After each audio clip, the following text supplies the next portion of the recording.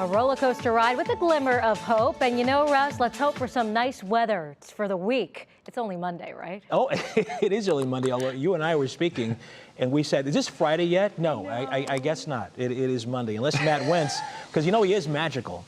Unless he can somehow make this Friday, I believe it is still Monday evening at 6:18. Yeah, gee, Russ and Laura, I'll tell you, Tuesday or Wednesday, if you were saying this, I would understand. But we're just starting, guys. It's not been that bad yet, has it this week? Jeez.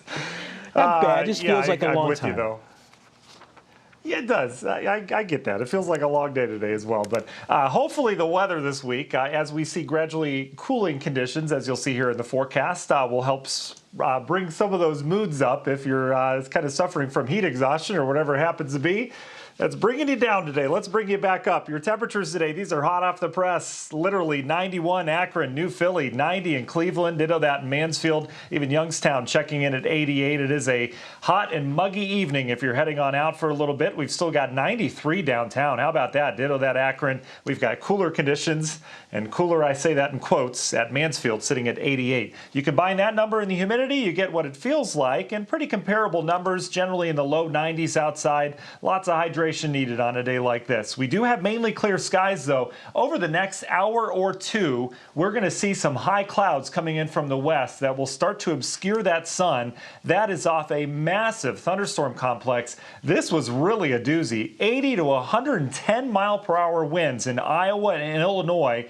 It's starting to slowly lose its steam, and the models continue to kind of fade this out as it moves into Ohio this evening. But boy, it's getting close. We've got severe thunderstorm warnings stretching from South Bend down towards areas near Champaign-Urbana in the Illinois side of things. And what we're going to keep an eye on is this section of it. Again, as this continues to move off towards the east at freeway speeds, it's going to be approaching the Toledo area around 8:30. So that's when we'll have a really good read on if this thing's really, truly going to die out. And I do think it will. And the reason why is because this is your atmospheric energy. You can see how we kind of lack that right now across Ohio. So this will be losing steam overnight tonight. But the bigger picture, this is along a frontal boundary that will sag south across the area tomorrow. But I think after this cluster moves through tonight, I think we're going to be left with not a lot of energy left over for storms tomorrow. Your National Design hour-by-hour forecast, you can see tomorrow morning waking up to some clouds near 70, but by afternoon as that frontal boundary sags in, not a lot of activity. Perhaps an isolated storm or two, but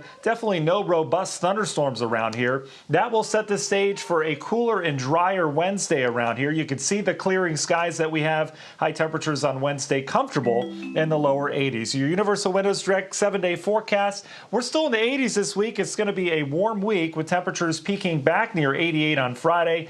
Shower and thunderstorm chances will return for the weekend ahead of potentially some fall-like air as we go into next week. We'll be back with sports after the break.